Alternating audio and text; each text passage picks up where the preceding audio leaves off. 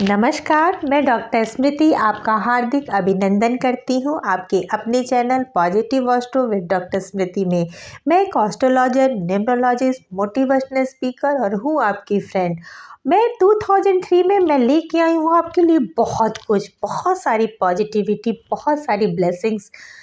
मैंने एक series start की है। एक तो मैंने वैदिक एस्ट्रोलॉजी के अकॉर्डिंग स्टार्ट की है, मेष से लेके मीन लगने के लिए, और दूसरी तरफ मैंने जो है न्यूमरोलॉजी के अकॉर्डिंग पर्सनल ईयर नंबर की सीरीज स्टार्ट की है, जिसमें केवल आप अपना बर्थ का दिन और महीना और 2023 कैलकुलेट करके खुद ही अपना पर्सनलाइज जान सकते हो कि क्या एनर्जी रहेगी आपके इर्द गिर्द। अगर आप मैं खुद भी इस चैनल में नहीं हूँ यूट्यूब में, और अगर अभी तक आपने मुझे सब्सक्राइब नहीं किया है या आपको मेरा वीडियो ठीक लगता है तो प्लीज़ उसको लाइक करिए, शेयर करिए और ढेर सारे सजेशन दीजिए। मुझे आपके कमेंट्स का बेसब्री से इंतज़ार रहेगा। फ्रेंड्स, आज हम बात करेंगे, मैं सीरीज के क्रम में वैदिक ज्योतिष के सीरीज के क्रम प्रेडिक्शन के क्रम में आज हम लेके आए हैं मिथुन लग्न वालों के लिए। कैसा होगा मिथुन लग्न वालों के लिए, क्या लेके आया है 2023 आपके लिए। फ्रेंड्स, बहुत दिनों से आप लोग हो गए हो बहुत ज़्यादा परेशान। एक बात और, छोटे से इंटरप्शन के लिए सॉरी चाहूँगी कि अगर आपको नहीं पता कि आपका लग्न मिथुन है कि नहीं, तो आप ये देखिए, पहले नंबर पे आपको जो है 3 नंबर दिखाई देगा। जब आप अपना हॉरोस्कोप खोलेंगे तो अपनी जो कुंडली खोलेंगे तो पहले नंबर पे आपको 3 नंबर दिखाई देगा। तो समझ जाइए कि आपका लग्न है जेमिनी या मिथुन। मिथुन लग्न जो है इसका स्वामी बुध है, और ये जो है बहुत ही अभी तक ये राशि जो है शनि के अढ़ैया के कारण बहुत ही परेशानियों से गुजर रही थी। 2.5 साल से आपका जो लाइफ थी वो कहीं ना कहीं स्टक थी। आपके बने हुए काम जो है बनते बनते रुक रहे थे, हार्ड वर्क का आपको रिजल्ट नहीं मिल रहा था। पर आप हो जाइए खुश, क्योंकि आपकी अढ़ैया होने वाली है समाप्त, और ये अब आपका अच्छा समय होने वाला है शुरू। जो भी आपने मेहनत किया था पिछले साल, उसका इनपुट का आने वाला है समय। फ्रेंड्स, ये जो प्रिडिक्शन है वो गोचर के आधार पर है।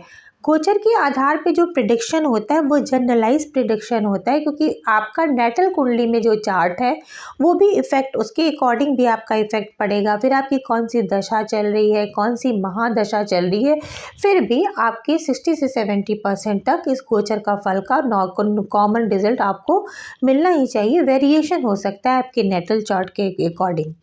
ये जो पूरा जो साल है उसको मैं मेन गोचर के हिसाब से पहले हम लेके चले, तो साल की जो स्टार्ट ही होगा ईयर का 17 जनवरी से। आपका जो अभी तक आपके दसम स्थान का स्वामी शनि है। शनि ग्रह आपके दसम और एक भाग्य स्थान दोनों ग्रह के स्वामी है। अभी तक आपके अष्टमेश होके ये अष्टम में विराजमान थे, और 17 जनवरी से ही बहुत शुभ समाचार है कि आपके भाग्येश आपके भाग्य स्थान में विराजित होने वाले हैं। आपके भाग्येश आपके यहाँ पर सैटर्न आ जाएंगे 17 जनवरी के बाद से, और भाग्येश का भाग्य स्थान में बैठना निश्चित ही आपको अभी तक जो भाग का सपोर्ट नहीं मिल रहा था वो आपको मिल जाएगा। यहाँ पर 17 जनवरी के बाद से जो आपको अभी तक अष्टम स्थान में जब ये थे तो थोड़ी सी उलझने, मानसिक परेशानी बनी हुई थी। वैसे तो आयु में कोई प्रॉब्लम नहीं थी, सब कुछ सही चल रहा था आपका, लेकिन कहीं ना कहीं मानसिक उलझने बनी हुई थी। ससुराल पक्ष से भी थोड़ा तनाव आपका बना हुआ था, पर वो समय अब ठीक आने वाला है। और जब सैटर्न यहाँ पर आएंगे तो उनकी दृष्टि जो हैगी आपकी लाभ स्थान पे पड़ेगी। 7वीं दृष्टि आपके छोटे भाई बहनों या फिर आपकी कम्युनिकेशन या 3rd हाउस पे पड़ेगी। फिर आपकी जो 10वीं दृष्टि है ये आपके षष्ठम स्थान में पड़ेगी। तो तीसरे स्थान पे जब इसकी दृष्टि पड़ेगी, जहाँ पे राहु जो है पहले से विराजमान है, तो ये राहु और शनि का जो योग बनेगा तो ये आपको बहुत ही इन्फ्लुएंशियल लोगों से मिलाएगा, समाज में उन लोगों से मिलवाएगा जो आपका काम, जैसे अभी आपने किसी प्रोजेक्ट पे आप काम कर रहे थे या फिर आप प्रोबेशन पीरियड पे थे और आप कहीं ना कहीं परमानेंट होने के लिए आप भटक रहे थे, पर अब आपके साथ ऐसा होगा कि कुछ ऐसे जो आपके बड़े भाई बहन या फिर आपके कुछ इन्फ्लुएंशियल मित्र या फिर आपके बॉस ऐसे होंगे जिसके थ्रू आपका काम इस बार बन जाएगा, आपका हार्डवर्क रंग लाएगा और आपका काम बन जाएगा। 5वां स्थान पे जो 5वां नंबर यहाँ पड़ा है वो सिंह राशि पे शनि की दृष्टि आपको और ज़्यादा एक्टिव बनाएगी, क्योंकि तृतीयेश पे जो है शनि की दृष्टि आपको जो है एक्शन मोड में लेकर आएगी। वैसे तो शनि स्लो प्लैनेट है, परंतु तृतीयेश 5 नंबर में जब इसकी एनर्जी जाएगी तो आपको एक्शन मोड में लाएगी। आप ज़्यादा एक्टिव बनोगे और अपने कामों को ज़्यादा अच्छे से प्लान करके करोगे। साथ ही साथ इसकी दृष्टि जो छठे स्थान में पड़ेगी तो अभी तक आपको रोग से, बीमारियों से थोड़े बहुत अगर परेशान रहे होंगे तो उससे छुटकारा मिलेगा। शत्रुओं का समन होगा। अभी तक जो लोग आपके खिलाफ कुछ भी बोल रहे थे कि अरे ये तो ऐसे ही है, इसने तो सक्सेस नहीं पाई, फलां फलां फलां, वो उनका मुंह आप कर दोगे बंद, क्योंकि सैटर्न के यहाँ जब दृष्टि पड़ेगी तो आपके रोग शत्रु का नाश होगा। सैटर्न यहाँ पे कारक होते हैं, काफ़ी अच्छा उनका इफेक्ट यहाँ पे छठे स्थान पे माना जाता है। फिर अगर देखिए अभी अप्रैल तक तो देव गुरु जो है वो आपके दसम स्थान में बने हुए हैं। तो ऐसा नहीं है, आपका जो भी आपने बिजनेस की नींव डाली है, बहुत ज़्यादा आपने पिछले साल लास्ट ईयर मेहनत किया है, पूरी प्लानिंग आप कर चुके हो, ठीक है। अब समय आपका धीरे धीरे जो फ्रूट्स मिल रहा था उसको अच्छे तरीके, अभी भाग ही सपोर्ट नहीं दे रहा था, बाकी तो आपका प्लेटफॉर्म लास्ट ईयर ही तैयार हो गया था, पर इस समय ये फ्रूट मिलने का समय है। यहाँ तक अप्रैल तक जुपिटर जो है सेकंड भाव को देख रहा था, तो धन तो आपके पास आ ही रहा था, मार्गी भी है इस समय। फिर आपके चतुर्थ स्थान को देख रहा था, तो सुख आपका बना रहेगा, परिवार में स्थायित्व रहेगा, भूमि वाहन का सुख मिलेगा। फिर आपके यहाँ पे भी छठे स्थान पे दृष्टि बन रही थी, जो कहीं ना कहीं आपको जो अगर आपने ऋण ले रखा था तो आप ऋण को चुकाने में आप कैपेबल होंगे, आप अच्छी तरह से ऋणों का अपना समय कर पाएंगे। 22 अप्रैल के बाद ये जो गुरु जो है उनका संचरण आपके 11वें भाग में होगा। कुछ समय तक राहु और जुपिटर साथ साथ रहेंगे, जो कि गुरु चंडाल योग बनाएंगे, लेकिन 11वें घर में गुरु चंडाल योग आपको बहुत ही प्रॉस्पेरिटी देगा। आपका काम बहुत ट्रिकी तरीके से बनेगा। आप समाज में प्रबुद्ध लोगों से मिलोगे और वो आपका काम करेंगे भी, क्योंकि अभी तक आप ट्रिक नहीं यूज़ कर रहे थे, वो ट्रिक यूज़ करना आपको आएगा। और आप राहु और जुपिटर राहु की तरह सोचेगा और आप फिर बेवकूफ़ नहीं बनोगे। लोग जो कभी कभी आपको थोड़ा सा, वैसे तो मिथुन लग्न वाले बहुत ही इंटेलिजेंट होते हैं, पर फिर भी ऐसा होता है ना कि कभी कभी लाइफ में स्टक होके उनको कुछ लोग मूर्ख बना दें, या फिर कुछ चीज़ें ऐसी थी कि सिचुएशन ही ऐसी थी कि लक सपोर्ट नहीं दे रहा था, वो आपका सपोर्ट देगा। और राहु और जुपिटर यहाँ आपके लिए पॉजिटिव, इसमें डरने की जरूरत नहीं है कि गुरु चंडाल योग बन रहा है, वो आपके लिए पॉजिटिव एनर्जी लेकर आएंगे। जुपिटर जब यहाँ बैठेंगे, जब 11वें स्थान में 22 अप्रैल से, तो इनकी 5वीं दृष्टि पड़ेगी आपके तृतीय स्थान में। फिर आपके पंचम स्थान पे इसकी दृष्टि पड़ेगी, इसकी जो पंचम स्थान पे इसकी 7वीं दृष्टि पड़ेगी, और इसकी 9वीं दृष्टि जो गुरु की पड़ेगी वो पड़ेगी आपके सप्तम स्थान में। तो गुरु की जो ये गोचर होगा अप्रैल के बाद, जो आपकी स्थिति होगी वो और भी अच्छी होगी, क्योंकि अभी तक आपके दाम्पत्य में थोड़ा सा कड़वाहट चल रही थी, थोड़ा मन मुटाव बना हुआ था, और आप अपने कामों में इतने ज़्यादा व्यस्त थे कि रिलेशनशिप में आपके कहीं ना कहीं एक उदासीनता सी थी, वो आपके काम बनेंगे। और शादी के भी जो प्रोसीजर चल रहा था आपका, तो वो भी हो सकता है कि आपके विवाह के बंधन में, जो लोग विवाह योग्य है वो विवाह के बंधन में बंधे।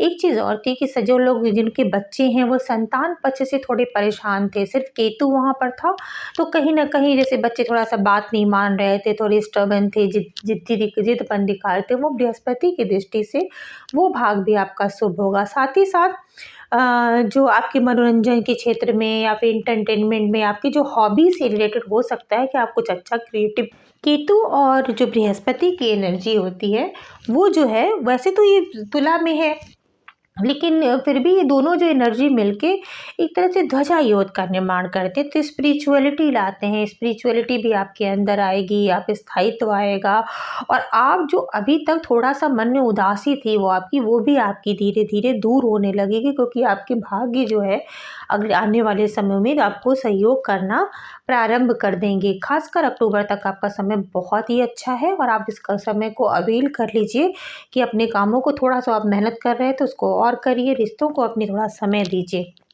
क्योंकि कहीं ना कहीं आप लास्ट ईयर आपने रिश्तों को थोड़ा रिलेशंस को समय कम दिया था या कुछ ऐसे सर्कमस्टांसेस थे कि आप इतने ज़्यादा परेशान थे कि आपके रिश्ते या फिर आपका जो पर्सनल रिलेशनशिप था आपकी वाइफ के साथ, आपकी गर्लफ्रेंड के साथ, वो थोड़ा-सा कहीं न कहीं थोड़ा-सा मिसिंग था कुछ, वो इस साल पूरा होने की पूरी-पूरी पॉसिबिलिटी है। और थोड़ा-सा अप्रैल तक तो ठीक है, पर अप्रैल के बाद जो है आप थोड़ा-सा फ़ास्ट फूड या जंक फूड भी आपको अवॉइड करना है, क्योंकि जुपिटर भी वहाँ एक्सटेंशन का कारक है, उसकी दृष्टि पड़ रही है।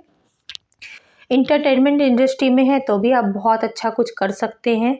और शनि जब यहाँ पे बैठे हैं और इनकी दशम स्थिति यहाँ पे आ रही है, तो निश्चित बात है कि आपने अगर कोई ऋण ले भी रखा है और आप बहुत परेशान हो, तो आप थोड़ा-सा रिलैक्स हो जाइए, क्योंकि आप ऋण को चुकता कर दोगे। आप कर लोगे तो आपको कोई भी दिक्कत नहीं आएगी।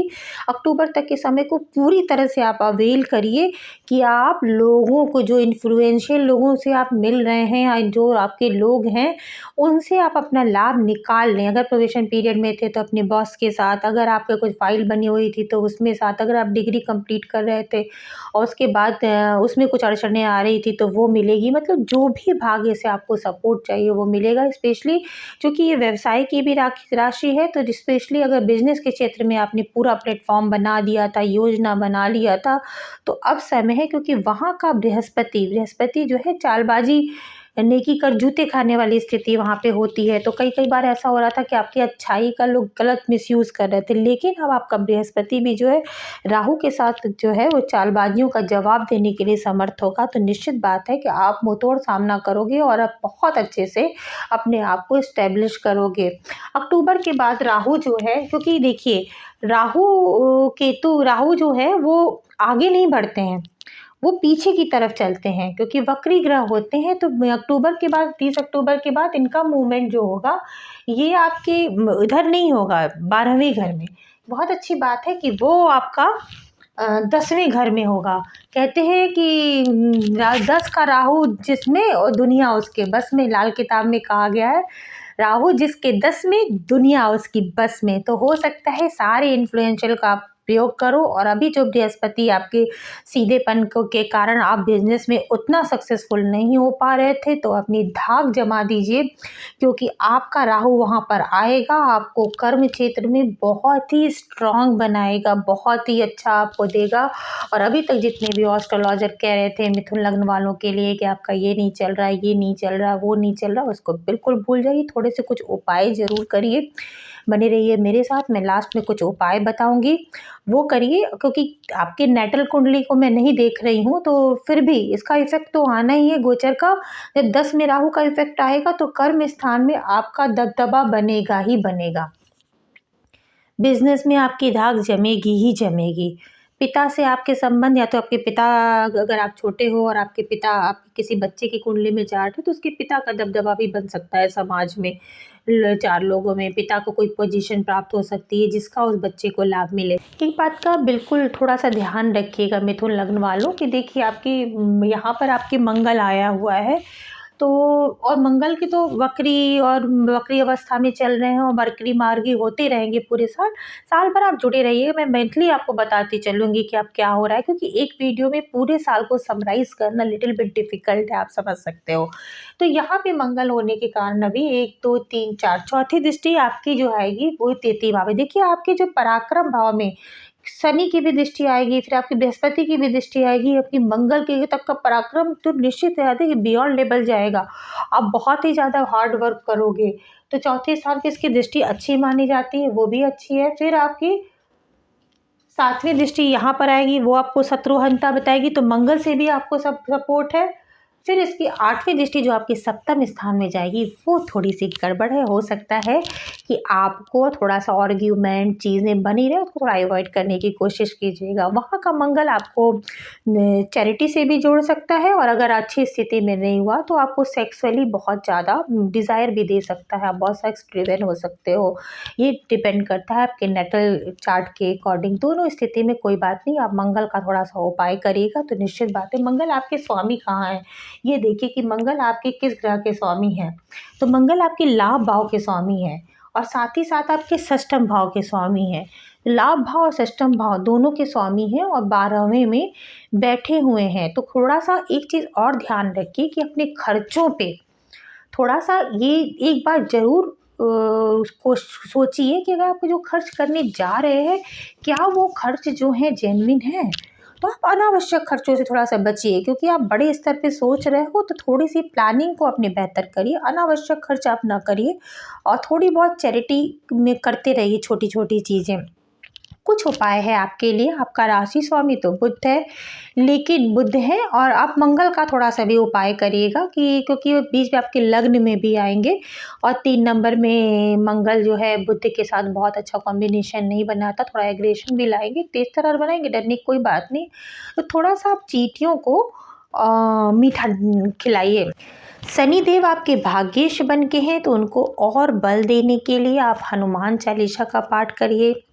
सुंदरकांड का पाठ अगर कर पाएँ या करवा पाएँ तो बहुत ही अच्छा है, नहीं भी कर पाएँ तब कहीं अगर आप जा रहे हैं ना, किसी अच्छे काम के लिए आप जा रहे हैं, तो मन ही मन आप हनुमान चालीसा का पाठ करते हुए चलिए और मंत्र पढ़ते चलिए। और हर शनिवार को आप एक काम करिए कि जितने भी आपके जो सबॉर्डिनेट लोग हैं, अधीनस्थ लोग हैं, आपके घर में काम करने वाले लोग हैं या आपका बॉस हैं तो आपके सबॉर्डिनेट हैं, उनके साथ अपना व्यवहार अच्छा करिए। अगर छोटा-मोटा कुछ गिफ्ट दे सकें तो बिल्कुल दीजिए, किसी भी अवसर पे, जैसे न्यू ईयर का अवसर है, दिवाली, होली है, तो उसको बिल्कुल दीजिए, ज़रूर दीजिए। इतने से कुछ भी घटता नहीं है किसी का। उनके साथ मिसबिहेव तो बिल्कुल भी नहीं करिए, क्योंकि वो आपके भाग्य को हटा देगा। साथ-साथ वृद्ध लोग जो अगर आपके घर में दादा हैं, दादी हैं, नाना-नानी या फिर आपके मदर फादर ही ओल्ड एज के हैं तो उनका सम्मान करिए, क्योंकि शनि वृद्ध लोगों का भी कारक है। तो समाज में जितने भी वृद्ध लोग हैं उनको आप नाराज़ मत करिए, नहीं तो आपके बनते काम बिगड़ सकते हैं। इन बातों का विशेष ध्यान रखिए और